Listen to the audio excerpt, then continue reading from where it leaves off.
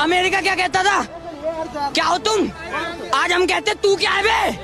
हमें तो भाई कल रात को मैं नेटफ्लिक्स ऐप ओपन कर देख रहा था कि भाई कोई अच्छी देखने लायक मूवी आई हो तो देखते हैं। तभी मेरा ध्यान जाता है एक ऐतिहासिक मूवी पर जिसने इंडियन फिल्म इंडस्ट्री की काया पलट कर दी और जिस फिल्म ने लोगों को सिखाया कि फिल्में कैसे नहीं बनानी होती। दोस्तों मैं बात कर रहा हूँ अपनी लीजेंडरी फिल्म आदि पुरुष की। अब इस मूवी का नाम पढ़ते ही मेरे खुराफाती दिमाग में एक ख्याल आया कि यार एक बार तो इस मूवी को देखना ही चाहिए, मतलब यार देख लेते हैं कितनी घटिया हो सकती है ये मूवी। और फिर मैंने हिम्मत जुटाकर ये मूवी प्ले करी और भाई जो मुझे देखने मिला,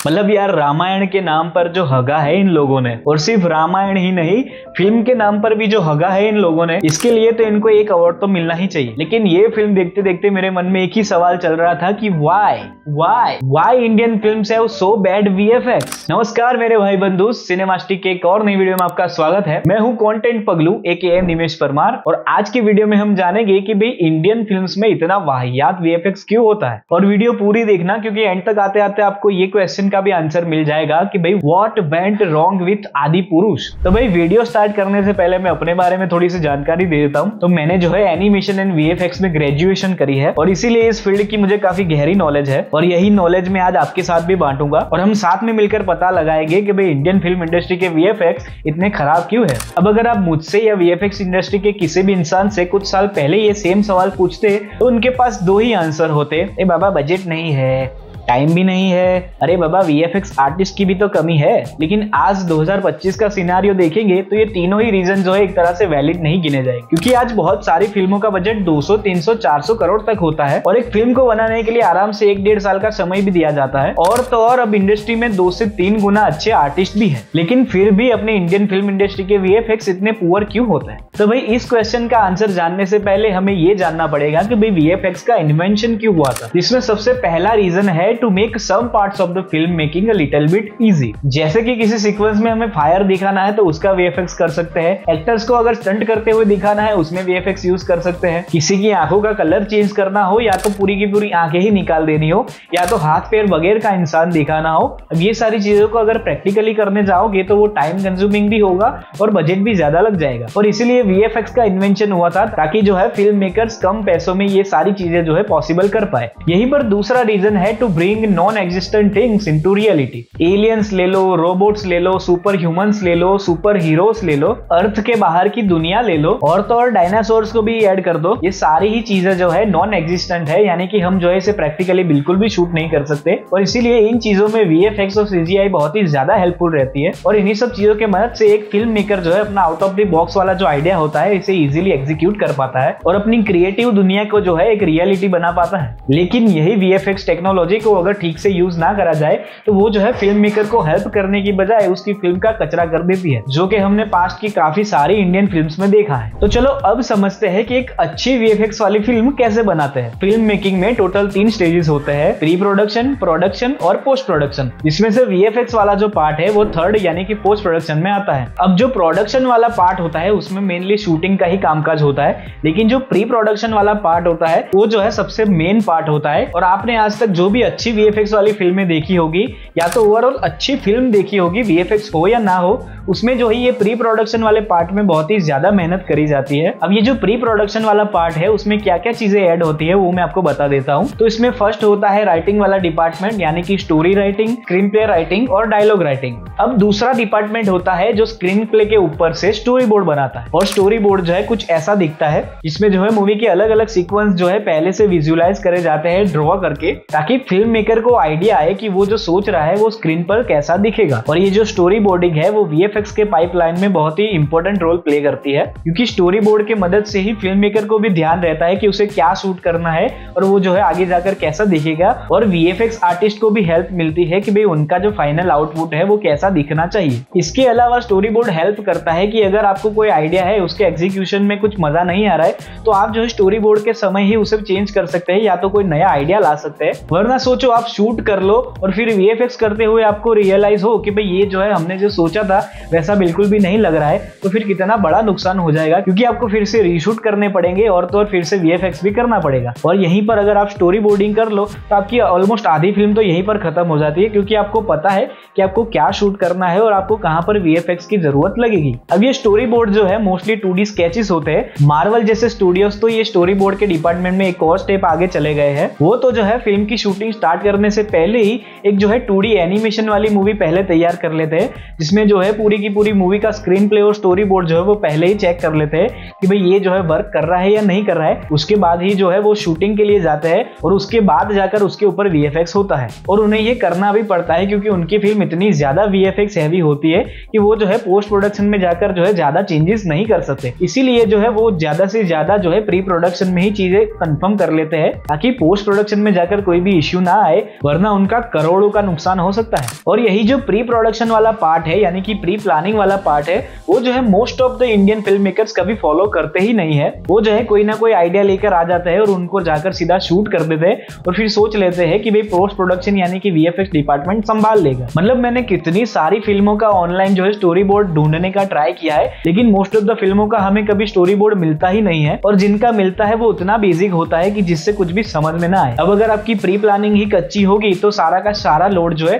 वो प्रोडक्शन टीम और पोस्ट प्रोडक्शन टीम पर जाएगा। और प्रोडक्शन टीम क्या करेगी, वो तो उनके पास जो भी रिसोर्सेज है उसको मिलाकर कुछ ना कुछ शूट कर देगी और फिर ये सोचते हैं कि भाई पोस्ट प्रोडक्शन वाले संभाल लेंगे। लेकिन भाई पोस्ट प्रोडक्शन यानी कि वीएफएक्स टीम भी कितना ही चीजें संभाल सकती है। अगर आपने चीजें ठीक से शूट ही नहीं करी है तो फिर वो लोग भी क्या ही कर लेंगे। और इसीलिए अच्छी वीएफएक्स वाली फिल्म बनाने के लिए आपको प्री प्लानिंग करना बहुत ही ज्यादा जरूरी है। आपके सारे के सारे कैरेक्टर्स, उनके कपड़े, उनके एनवायरनमेंट, सारी की सारी चीजें जो है आपको पहले से ही बना लेनी पड़ती है और उसके बाद जाकर आपको प्रोडक्शन डिपार्टमेंट की तरफ जाना होता है। और वीएफएक्स डिपार्टमेंट तो end of the film making है, लेकिन अपने यहाँ तो उल्टी गंगा बहती है। प्री प्रोडक्शन में कम ध्यान दिया जाता है और सारी चीजें जो है प्रोडक्शन और पोस्ट प्रोडक्शन टीम को थोप दी जाती है। फिर अपनी इंडियन फिल्म इंडस्ट्री के खराब वीएफएक्स के पीछे एक दूसरा सबसे बड़ा रीजन है लैक ऑफ वीएफएक्स सुपरवाइजर्स। अब आप में से कई लोगों ने तो ये वर्ड ही पहले बार सुना होगा कि यार वीएफएक्स सुपरवाइजर्स कौन होते हैं। अब ये जो वीएफएक्स सुपरवाइजर्स होते हैं वो फिल्म मेकर्स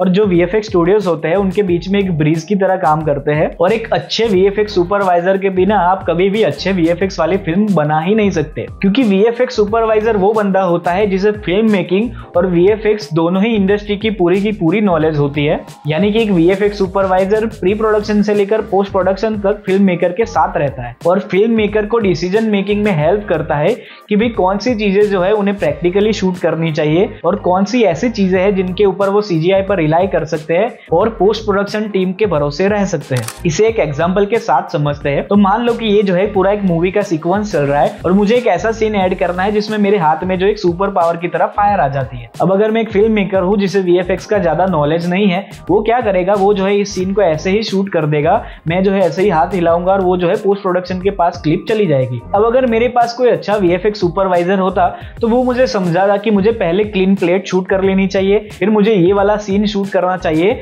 और एक्स्ट्रा में मैं जो है अपने हाथ के ऊपर एक क्रॉस लगा लूं ताकि जो है वीएफएक्स टीम को मेरा हाथ जो है ट्रैक करने में इजी रहे। और एक स्टेप और ऊपर जाना हो तो मेरे हाथ में जो है एक छोटी सी ऑरेंज लाइट भी डाल सकते हैं वो, ताकि वो लाइट से मेरे फेस के ऊपर भी लाइट आए और उन्हें जो है पोस्ट प्रोडक्शन में कुछ भी एक्स्ट्रा करना ना पड़े, उन्हें सिर्फ जो है यहाँ पर जो है फायर ही ऐड करनी पड़े। देखा, सेम सीक्वेंस को ऐसे शूट करने की वजह से पोस्ट प्रोडक्शन टीम का कितना ज्यादा लोड कम हो गया। और वीएफएक्स सुपरवाइजर जो है ऐसी छोटी छोटी चीजों से लेकर बड़ी बड़ी चीजों में फिल्म मेकर की हेल्प करता है, जिससे फिल्म मेकर का काम भी इजी हो और पोस्ट प्रोडक्शन टीम का काम भी इजी रहे। अब अनफॉर्चुनेटली अपने इंडिया में अच्छे वीएफएक्स सुपरवाइजर्स की बहुत ही ज्यादा कमी है। मतलब आप लिटरली गूगल में जाकर वीएफएक्स सुपरवाइजर टाइप करोगे तो गिने चुने 5 नाम भी नहीं आएंगे। जिसका रीजन है कि हमारी इंडियन वीएफएक्स इंडस्ट्री जो है वो 10-20 साल पुरानी ही है और एक वीएफएक्स सुपरवाइजर ऐसा बंदा होता है जिसे मिनिमम 10 से 15 साल का इंडस्ट्री एक्सपीरियंस हो। और वहीं पर हमारे पास सबसे ज्यादा यंग पॉपुलेशन है जो इतनी ज्यादा एक्सपीरियंस वाली नहीं है कि वो जो है वीएफएक्स सुपरविजन कर पाए। मतलब कि यार रेड चिली स्टूडियोज का ही एग्जांपल ले लो, 10 मूवी, 0 मूवी, यहाँ तक कि रावण मूवी का जब मैंने रिसर्च किया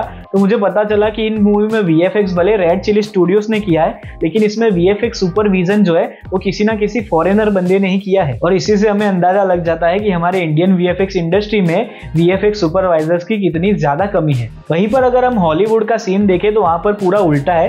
वो लोग जो है पिछले 30-40 सालों से VFX पर काम कर रहे हैं।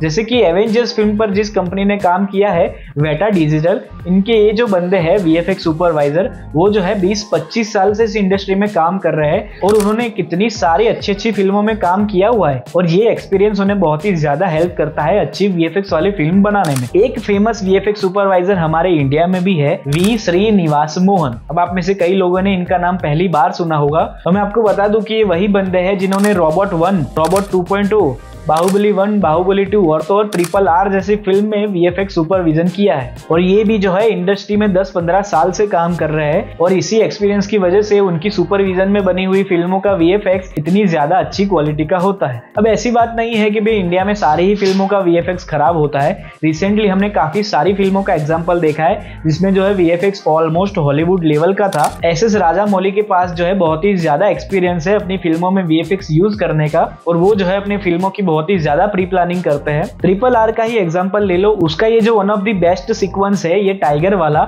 उसका अगर आप बिहाइंड द सीक्वेंस देखोगे तो आपको पता चलेगा कि उन्होंने श्रीनिवास मोहन जी के साथ रहकर कितनी ज्यादा प्री प्लानिंग करी थी। सिर्फ ये एक सीक्वेंस शूट करने के लिए उनको जो है महीनों की मेहनत लगी है। यही सेम चीज ब्रह्मास्त्र पार्ट 1 में भी देखी गई। डायरेक्टर अयान मुखर्जी का ड्रीम था कि भाई कितना ही समय लग जाए लेकिन उन्हें जो है अपनी फिल्म में टॉप नॉच क्वालिटी का VFX चाहिए और इसीलिए उन्होंने भी प्री प्लानिंग में बहुत ही ज्यादा टाइम दिया है और ये जो है उनकी फिल्म की स्टोरी बोर्डिंग और कॉन्सेप्ट आर्ट से हमें पता चल ही जाता है। लेकिन वहीं पर कई फिल्म मेकर्स ऐसे हैं जो ये टेक्नोलॉजी को समझते भी नहीं है और इसका जो है ओवर यूज कर लेते हैं कि भाई पोस्ट प्रोडक्शन में देखा जाएगा और फिर जो पोस्ट प्रोडक्शन में होता है वो देखने लायक रहता नहीं है। तो चलो अब समझते हैं कि भाई अपनी लीजेंडरी फिल्म आदि पुरुष के साथ क्या दिक्कत हो गई, उसके VFX इतने खराब कैसे थे भाई। तो भाई आदि पुरुष का बजट ऑलमोस्ट 600 करोड़ था और इस फिल्म को बनाने में ऑलमोस्ट 1.5 से 2 साल का समय लिया गया था। फिर भी जो है हमें ऐसे विजुअल्स क्यों देखने मिले, तो इसका रीजन बहुत ही सिंपल है। मैंने वीडियो में आगे जितने भी पॉइंट की बात करी वो जो है आदि पुरुष फिल्म के ऊपर बिल्कुल फिट बैठती है। तो भाई सबसे पहले मैंने पूरे इंटरनेट में ढूंढ लिया,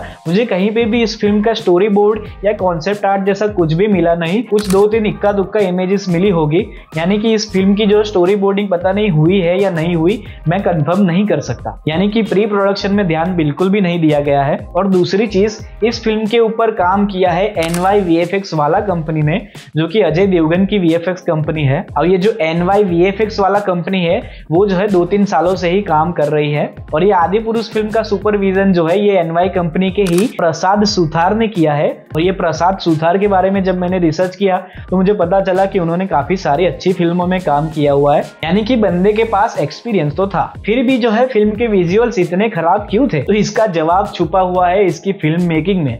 जैसे कि मैंने आपको बताया कि इसमें जो है पहले तो प्री प्रोडक्शन में ज्यादा काम हुआ ही नहीं है, ऊपर से ये जो पूरी की पूरी फिल्म है, यानी कि ऑलमोस्ट पूरी की पूरी फिल्म जो है ग्रीन स्क्रीन में शूट हुई है। मतलब पूरी की पूरी फिल्म के लिए उन्हें जो है 3D बैकग्राउंड्स और 3D लोकेशंस बनानी पड़ी होगी। मतलब कि यार मार्वल जैसा स्टूडियो जिसके पास इतना ज्यादा बजट और इतने सारे आर्टिस्ट होते हैं, फिर भी जो है 30-40% प्रैक्टिकल लोकेशन में शूट करते हैं। और अपने ये जो ओम राउत भाई साहब है, इन्होंने सोचा कि हम जो है इंडस्ट्री में रिवॉल्यूशन लाएंगे और इन्होंने पूरी की पूरी फिल्म ग्रीन स्क्रीन या तो ब्लू स्क्रीन में शूट कर डाली। अब ये सेम चीज जेम्स कैमरॉन ने भी करी थी अपनी अवतार फिल्म में, लेकिन आप खुद ही सोचो अवतार फिल्म को बनने में 10 से 12 साल लग गए थे और इस फिल्म के लिए तो कितनी सारी टेक्नोलॉजी का इजाद भी किया गया था। और इस फिल्म का बजट और आदि पुरुष फिल्म के बजट के बीच में जमीन आसमान का फर्क है, यानी कि जिस तरह की इसकी फिल्म मेकिंग थी उस हिसाब से तो इसे अच्छा बनाने के लिए मिनिमम से मिनिमम 10 साल तो लग ही जाते। मतलब यार आप खुद ही सोचो,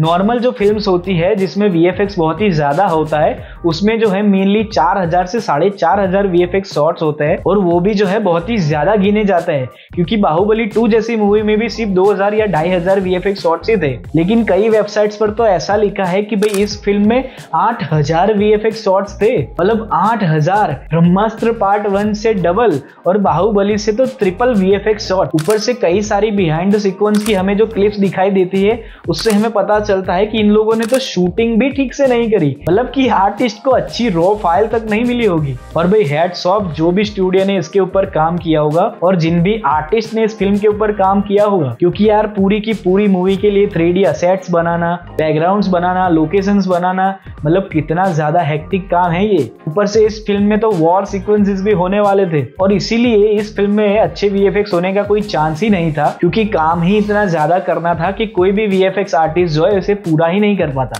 तो यही over reliance on VFX and no pre planning के वजह से ये फिल्म जो है सबसे बड़ा डिजास्टर साबित हुई। और इस फिल्म से सभी फिल्म मेकर को सीख लेनी चाहिए कि एक अच्छी फिल्म बनाने के लिए क्या चीजें नहीं करनी होती। और आशा करता हूं कि आप लोग भी समझ गए होंगे कि अपनी इंडियन फिल्म इंडस्ट्री में इतने खराब VFX क्यों होते हैं। बाकी बस आज के वीडियो के लिए इतना ही था। वीडियो पसंद आई हो तो लाइक जरूर कर लेना, बहुत ही ज्यादा पसंद आई हो तो चैनल भी सब्सक्राइब कर लेना।